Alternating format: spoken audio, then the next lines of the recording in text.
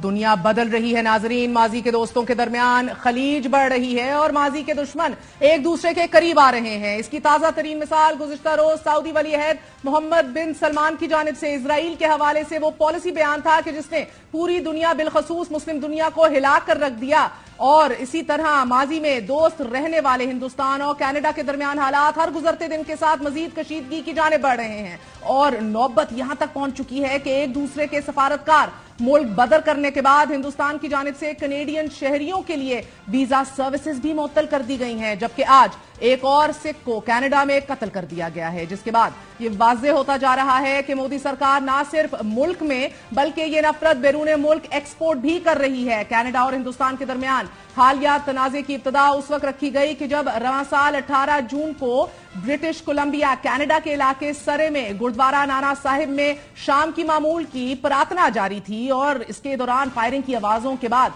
यह बात सामने आई कि दो नामालूम नकाबपोश अफराद ने एक शख्स को कत्ल कर दिया है, जबकि इस शख्स की शनाख्त गुरुद्वारे के सदर हरदीप सिंह निज्जर के नाम से हुई कि जिसके बाद लंदन, मेलबर्न, सैन फ्रांसिस्को, बिलखसूस कनाडा में सिख बरादरी ने एहतजाजी मुजाहरे शुरू कर दिए और इस कत्ल को सियासी कत्ल करार दिया गया। रवां हफ्ते कनाडा के वजीर आजम जस्टिन ट्रूडो की तरफ से पहली बार कत्ल के हवाले से बयान सामने आया कि जिसमें वाज़ेह तौर पर कत्ल की जिम्मेदारी हिंदुस्तान की खुफिया एजेंसी रॉ पर आयद कर दी गई। जस्टिस ट्रूडो के बयान के बाद तकरीबन तमाम मगरबी दुनिया हिंदुस्तान से साफ और शफाफ तफ्तीश का मुतालबा कर रही है। गुज़िश्ता रोज अमरीकी नेशनल सिक्योरिटी काउंसिल के तर्जुमान जॉन कर्बी का भी यह कहना है कि अमरीकी सदर जो बाइडन हिंदुस्तान पर इल्जामात के हवाले से इंतहाई संजीदा हैं और सदर बाइडन ने भारत पर जोर दिया है कि कत्ल की तहकीकात के लिए ताउन किया जाए। 45 साल हरदीप सिंह निज्जर के कत्ल के बाद हिंदुस्तान में एक अलहदा सिख रियासत के मुतालबों में मजीद तेजी आ गई है। साथ ही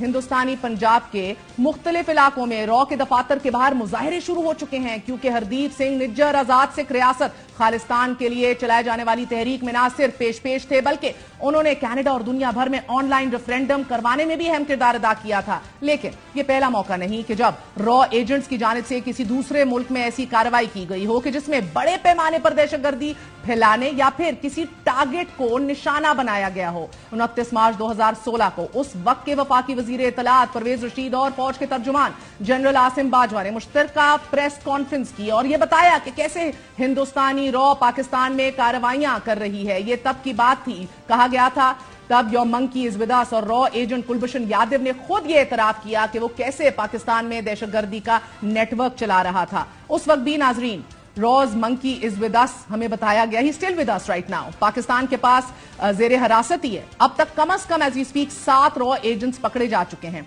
दूसरे ममालिक बिलखसूस पाकिस्तान में रॉ एजेंट्स की खुले आम कार्रवाइयों का आगाज नरेंद्र मोदी के इक्तदार संभालने के महज 7 माह बाद उस वक्त हुआ जब उनके national security adviser Ajit Doval की जानिब से डिफेंसिव ऑफेंसिव की term as a new strategy मुतारिफ करवाई गई। वो दिन और आज का दिन हिंदुस्तान की खुफिया एजेंसी की कार्रवाइयां इस हद तक बढ़ चुकी हैं कि अब रॉ की तरफ से कनाडा में सिखों को निशाना बनाया जा रहा है। कनाडा में बसने वाले सिखों का ताल्लुक ज्यादातर उन खानदानों से है कि जो 1984 में इंदिरा गांधी की जानिब से सिखों के खिलाफ किए गए ऑपरेशन के दौरान जान बचाकर कनाडा में रहायश पजीर हुए थे।